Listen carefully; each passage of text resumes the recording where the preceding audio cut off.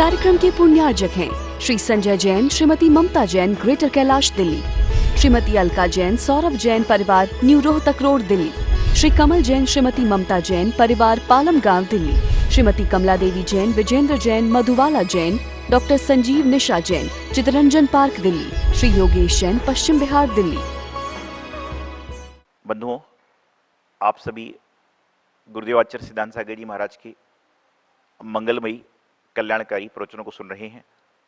गुरुदेव आचार्य सिद्धांत सागर जी महाराज का जन्म 1 अप्रैल 1967 को पटेरा मध्य प्रदेश में हुआ। 24 अक्टूबर 1987 उदयपुर राजस्थान में आचार्य श्री श्रीमती सागर जी महाराज तपस्वी सम्राट के नाम से जो विख्यात थे, उनसे मुनीक्षा धारण करी। रक्षाबंधन 1993 में ब्यावर राजस्थान में आपको आचार्य पद पर आसीन किया गया और अभी तक आपके द्वारा लगभग 120 दीक्षाएं प्रदान की जा चुकी हैं और जो साधु लगातार धर्म आचरण कर रहे हैं और मोक्ष का मार्ग जन जन का प्रशस्त कर रहे हैं। तो आप सभी अपने जीवन का सौभाग्य बढ़ाएं और गुरुदेव के सिद्धांत रूपी वचनों को सुने और जीवन कल्याण करें। यही आप सभी के लिए मेरी मंगल भावना। त्रैलोक्यं सकलं त्रिकाल विषयं सालोकमालोकितं साक्षाद्धेन यथा स्वयं करतले रेखात्रयं सांगुली रागद्वेष भयामयन्तक जरा लोलत्तलोभादयो नालं यदिपदिलङ्घनाय समः देवो मया वंदिते, देवो मया वंदिते। बोलिए अनंत अनंत सिद्ध परमेष्ठी भगवान की जय। परम पूज्य मुनि कुंजर आचार्य श्री आदि सागर जी मुनि महाराज की जय। परम पूज्य तपस्वी सम्राट गुरुदेव आचार्य श्री सन्मत सागर जी मुनि महाराज की जय। अहिंसामय वीतराग धर्म की जय। महानुभावों, आचार्यों ने मुनियों की निंदा और प्रशंसा, इन दोनों के बारे में बहुत कुछ बतलाया है। निंदा करने से व्यक्ति अधोगति का पात्र होता है और प्रशंसा करने से सद्गति का पात्र होता है। जो मुनियों की निंदा करता है, निंदा में सहभागी बनता है, निंदा सुनता भी है, तो उसकी 7 पीढ़ी दुर्गति का पात्र बनती है। और जो मुनियों की प्रशंसा करता है, सम्मान करता है, उनके गुणगान करता है, भक्ति और सेवा करता है, तो उसकी 7 पीढ़ी का कल्याण हो जाता है। उसकी आत्मा तो जाती है, लेकिन उससे संपर्क रखने वाली आत्माएं भी सद्गति के पात्र हो जाती हैं। कहते हैं कि राजा सूरत अयोध्या का सम्राट था। उसके 500 रानियां थीं। बड़ा धर्मात्मा भी था, संस्कारी था। राजकाज पाठ उसका करना, संचालन अच्छी तरह से करता। उसकी रानी, जो पटरानी कहना चाहिए, सती थी। उसका नाम सती था। अयोध्या का राजा सूरत, उसकी 500 रानियों में प्रधान रानी, पटरानी, सबसे प्रिय रानी सती थी। उसका नाम सती था। राजा मुनि सेवा में, धर्म ध्यान में सदा तत्पर रहता था। कोई मुनि आते सुनता तो हर कार्य छोड़ करके, राजकाज का छोड़ करके मुनियों के लिए अगवानी के लिए दौड़ पड़ता।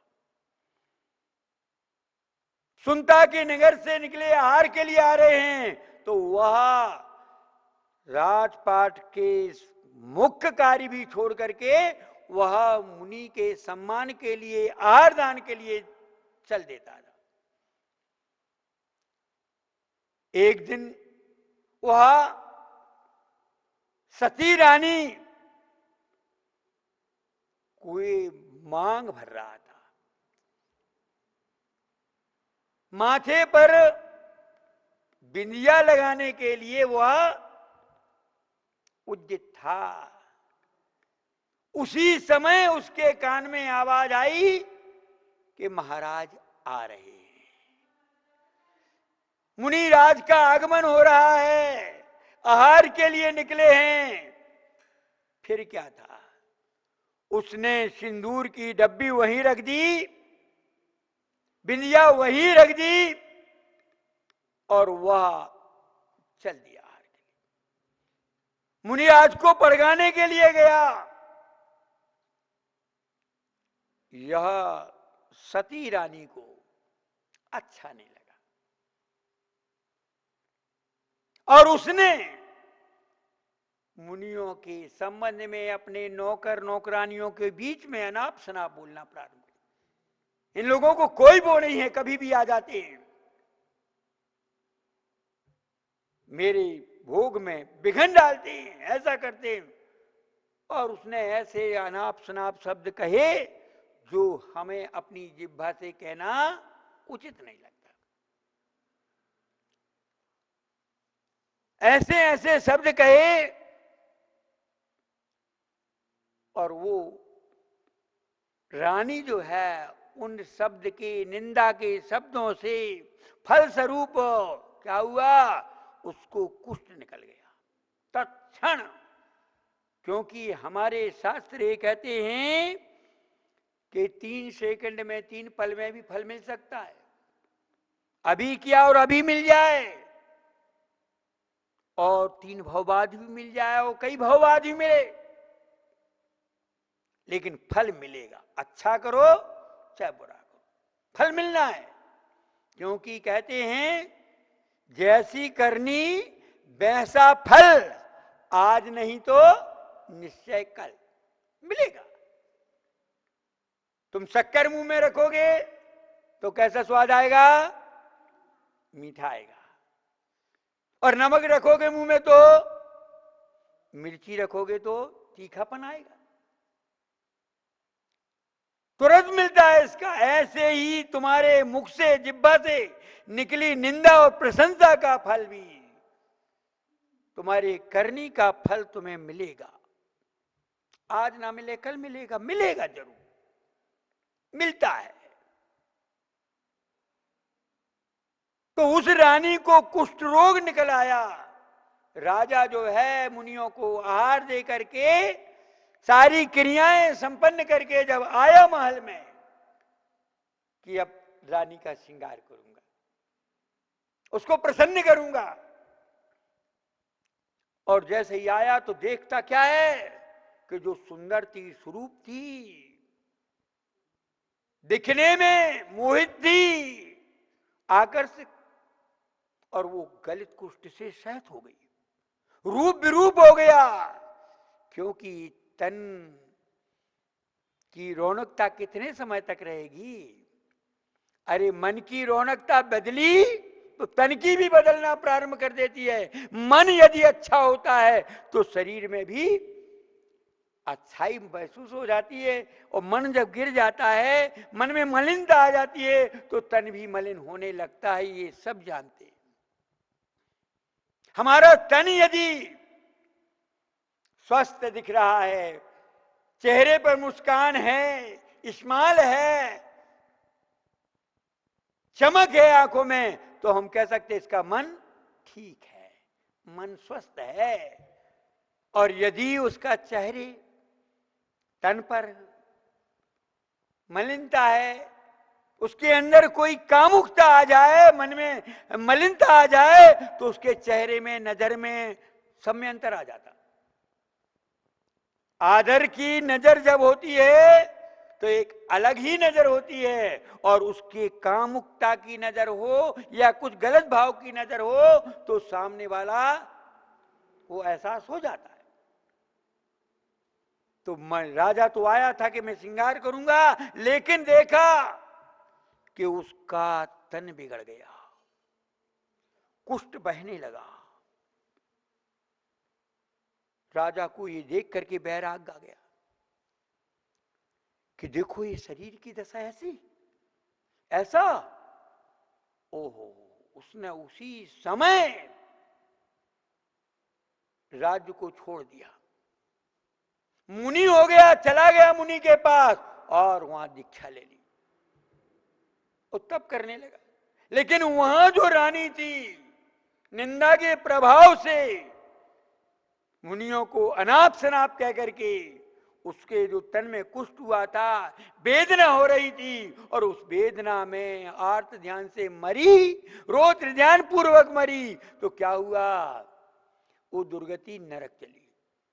देखो भैया, थोड़ी सी निंदा करने पर वो रानी की दशा ये हुई, और हम लोग जब चाहे कभी भी किसी भी साधु की निंदा करने लग जाते हैं, किसी की भी निंदा करने। आचार्य तो कहते हैं किसी की निंदा मत करो, साधुओं की तो दूर की बात है, श्रेष्ठ पुरुषों की तो दूसरी बात है, संतों की निंदा के लिए तो कहीं इजाजत ही नहीं। यहां तक कह दिया कि परात्म निंदा है, यानी किसी की निंदा करोगे तो क्या होगा, नीच गोत्र का बंद हो जाएगा, दुर्गति में जाना निश्चित हो जाएगा। लेकिन हम कहां विचार करते हैं, हमारे मन का नहीं है साधु, अरे वो ऐसे है, अरे वो तो वो पंथवादी हैं, वो तो फलाने हैं। अरे पंथवाद को छोड़ो, धर्म से जुड़ो। वो क्या कर रहे हैं उसको छो भूल जाओ, हमें क्या करना है इस पर ध्यान दो। हमारा लक्ष्य क्या होना चाहिए, धर्म का होना चाहिए, भक्ति का होना चाहिए, भावना का होना चाहिए। ये नहीं होना चाहिए कि वो ऐसे इनकी तुलना उनसे, वो साधु ऐसे, अरे ये तो ऐसे हैं। बताओ क्यों तुलना? आपके घर में बर्तन है, बर्तन की तुलना करते हो, कटोरी का काम कटोरी से लेते, गिलास का काम गिलास से लेते हो, और लोटे का लोटे से, गुंडी का गुंडी से, टंकी का टंकी से। एक से बर्तन है क्या? वहां तुलना नहीं करोगे, लेकिन संत समूह में जाकर के तुलना करोगे। भी ऐसे हैं, भी ऐसे हैं, वो ऐसा करते। अरे क्यों तुलना करना? कोई तुलना नहीं करो, अपने परिणामों को तोलो, अपने परिणामों को संभालो। संत के सामने आकर के संभलने के लिए आए हो, अपने परिणामों को संभालने के लिए आए हो, तो अपने परिणामों को संभालो। उस निमित्त से कहीं अपना अधोगति का मार्ग मत बना लो, सदगति का मार्ग। अरे सीढ़ी जो है अगर ऊपर ले जाती है तो उसी सीढ़ी से, उसी जीने से नीचे भी आते हो। तो आपको क्या करना है? अधोगति में जाना है संतों के माध्यम से, के सदगति में जाना है, ऊर्ध्वारोहण करना है, तो प्रशंसा करिए, प्रसन्न होइए, परिणामों को उत्कृष्ट बनाइए, उन्नत बनाइए। और यदि आपको अधोगति जाना है तो बस निंदकों के साथ बैठकर संतों के पास जाकर के ये ऐसे वो अच्छे बुरे फलाना ये दुनिया के सारे विकल्प लाइए। कभी किसी की निंदा सुनिए ही मत। अगर कानों से निंदा जाएगी तो कीलों में, जितना कील ठोकने पर, कानों में शीशा डालने पर जितना तकलीफ और दुख नहीं होगा, उससे भी ज्यादा दुख तकलीफ उठाना पड़ेगी किसी संत की निंदा कानों में घुसेगी तो। करने की बात तो दूर, सुनने से मात्र। देखो जब नमोकार मंत्र सुन करके वो कुत्ता देव हो सकता है, वो बैल देव हो सकता है, संत का नाम सुन करके, अरहंत सिद्ध आदि सुन करके, नमोकार सुन करके वो कल्याण कर सकता है। और तुम कल्याण की जगह अकल्याण, निंदा सुन करके तो अकल्याण हो जाएगा। दो शब्द जब उसके लिए ऊर्ध्व गति पहुंचा सकते हैं, तो निंदा के दो शब्द तुम्हारी अधोगति कर सकते हैं। इसलिए हमें चाहिए कि हम प्रशंसा करें, प्रसन्न रहें, निंदा ना करें, नीच गति का बंद ना करें। संत निंदा तो बहुत ऊंची बात है, बहुत दूसरी बात है। अरे निंदा का ही अगर तुम्हारे लिए शौक है तो अपनी करो ना, स्वयं की निंदा करो। हम निंदा करने के लिए मना नहीं करेंगे, लेकिन कब, जब तुम अपनी करोगे तो हम कहेंगे भैया कोई बात नहीं, कर सकते हो। लेकिन यदि आप किसी व्यक्ति की, किसी संत की, किसी साधु की, किसी विद्वान की अगर निंदा करते हो, तो ये समझ लेना चाहिए कि हम अधोगति के पात्र होंगे, दुख और कष्टों को आमंत्रण दे रहे हैं। तो हमें चाहिए कि जितना बन सके उतना हम पूज्य पुरुषों की, संत पुरुषों की प्रशंसा करें, गुणगान करें, भक्ति करें, उनका सम्मान करें, और जितना बन सके उतना उनकी सेवा में तत्पर रहें, क्योंकि सेवा से आप सद्गति पाओगे और निंदा से नरगति प्राप्त होगी। तो हमें चाहिए कि हम सेवा करके, सत्कार करके, सम्मान करके सद्गति के पात्र बने, सद्गति की प्राप्ति करें और अपने जीवन को धन्य बनाएं। बोलिए भगवान महावीर स्वामी की। इस कार्यक्रम के पुण्यार्जक हैं श्री संजय जैन, श्रीमती ममता जैन, ग्रेटर कैलाश दिल्ली, श्रीमती अलका जैन, सौरभ जैन परिवार, न्यू रोहतक रोड दिल्ली, श्री कमल जैन, श्रीमती ममता जैन परिवार, पालम गांव दिल्ली, श्रीमती कमला देवी जैन, विजेंद्र जैन, मधुबाला जैन, डॉक्टर संजीव निशा जैन, चितरंजन पार्क दिल्ली, श्री योगेश जैन, पश्चिम बिहार दिल्ली।